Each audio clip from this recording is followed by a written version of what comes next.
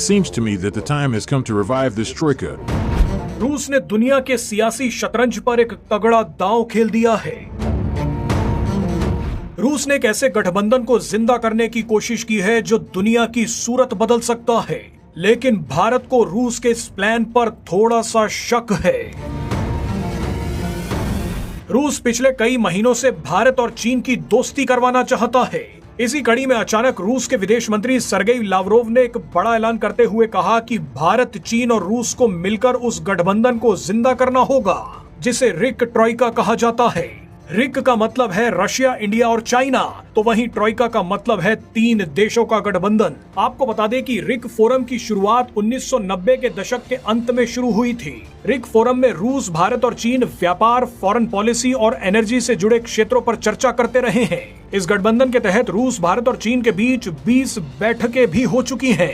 लेकिन जून 2020 में भारत और चीन के बीच गलवान झड़प के बाद रिक फोरम निष्क्रिय हो गया। मगर पिछले ही साल भारत और चीन के बीच बॉर्डर पर शांति स्थापित करने के लिए एक डील हो गई। इसी के बाद रूस अचानक एक्टिव हो गया। रूस को उम्मीद जगी कि वो दोबारा रिक ट्रॉइका को जिंदा कर सकता है। रिक ट्रॉइका का सीधा मतलब है कि रूस, भारत और चीन एक दूसरे से हाथ मिला लेंगे।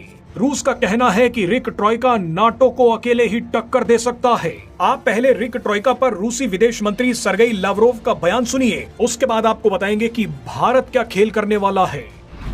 India and China have been reaching an understanding on how to calm the situation on the border down. It seems to me that the time has come to revive this troika, the RIC troika.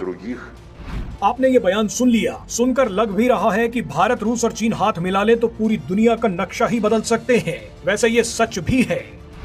रूस इस गठबंधन को पश्चिमी देशों को टक्कर देने के लिए दोबारा शुरू करना चाहता है। रूस इसलिए भी इस गठबंधन को दोबारा जिंदा करना चाहता है ताकि भारत पश्चिमी देशों के नजदीक ना जाए और आगे चलकर भारत और चीन की जंग भी ना हो, क्योंकि रूस भारत और चीन दोनों पर निर्भर है।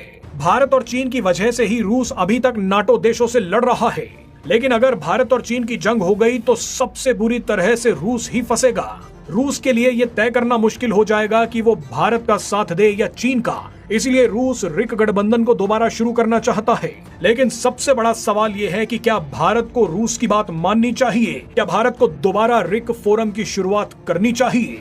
रिक गठबंधन को लेकर भारत के मन में 3 बड़ी और जायज मुश्किलें हैं। पहली मुश्किल यह है कि चीन पाकिस्तान को खुला समर्थन देता है। ऑपरेशन सिंदूर के दौरान चीन ने पाकिस्तान को हथियार दिए, सैटेलाइट इंफॉर्मेशन दी और जितनी मदद हो सकती थी उतनी मदद भी की। पाकिस्तान को 80% हथियार देने वाला देश चीन ही है। ऐसे में अगर भारत दोबारा रिक गठबंधन से जुड़ता है तो ये चीन को इनाम देने जैसा हो जाएगा। भारत के लिए दूसरी बड़ी मुश्किल है रूस और पाकिस्तान की नजदीकियां। 2023 में पाकिस्तान ने भी भारत की नकल करते हुए रूस से तेल खरीदना शुरू कर दिया। रूस भी अब पाकिस्तान को कुछ हथियार दे रहा है। पिछले साल अक्टूबर में रूस ने पाकिस्तान के साथ मिलकर एक मिलिट्री ड्रिल भी की थी। यानी रूस और पाकिस्तान अब एक दूसरे के लिए स्ट्रेंजर नहीं है। जाहिर सी बात है कि भारत को ये चीज पसंद नहीं है। बहरहाल भारत के लिए तीसरी बड़ी मुश्किल है रूस और चीन की गहरी दोस्ती, जिसे दोनों देश नो लिमिट्स पार्टनरशिप बोलते हैं। रूस और चीन की यह पार्टनरशिप यूक्रेन युद्ध के बाद और भी ज्यादा मजबूत हो गई है। रूस और चीन के बीच पिछले साल $244 बिलियन का व्यापार हुआ था। इस व्यापार में रूस को ज्यादा फायदा हुआ था। यानी आप बोल सकते हैं कि रूस चीन पर पहले से भी ज्यादा निर्भर है। यहीं पर आप अगर रूस और भारत के व्यापार को देखें तो वो रूस और चीन के व्यापार का सिर्फ 1/4 ही है। इसके अलावा भारत चीन की तरह खुलकर पश्चिमी देशों का विरोध भी नहीं करता। ऐसे में रूस की निर्भरता चीन पर और भी ज्यादा बढ़ गई है। ऐसे में सबसे बड़ा खतरा यह है कि चीन अगर चाहे तो वो रूस को भारत के खिलाफ खड़ा कर सकता है। अगर ऐसा हुआ तो भारत और रूस के बीच भी दरार आ सकती है। ऐसे में भारत को बहुत ही सोच समझकर कदम रखना होगा। रिक गठबंधन को शुरू करना है या नहीं करना, उसका फैसला बाद में लिया जा सकता है।